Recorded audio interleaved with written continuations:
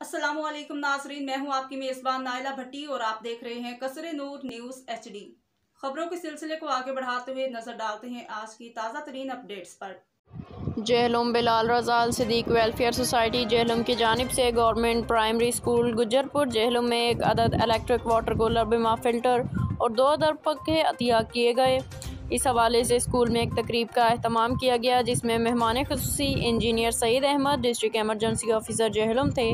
इस मौका पर अब्दुल गफूर चौहान, ज़िलाई chairman youth assembly fair human rights और सदर सईद अहमद अल सिद्दीक वेलफेयर सोसाइटी मौजूद थे। School head teacher Mohammad Usman Ali Dar ने और स्कूल स्टाफ ने अल सिद्दीक वेलफेयर सोसाइटी और रेस्क्यू 1112 का शुक्रिया अदा किया। अब तक के लिए इतना ही। मज़ीद खबरों और अपडेट्स के लिए देखते रहिए कसरे नूर न्यूज़ HD, हर खबर से बाखबर। हमारे YouTube चैनल कसरे नूर न्यूज़ को सब्सक्राइब कीजिए, वीडियो को वॉच कीजिए। अगर हमारी वीडियो पसंद आए तो लाइक कीजिए, अपने दोस्तों से शेयर कीजिए।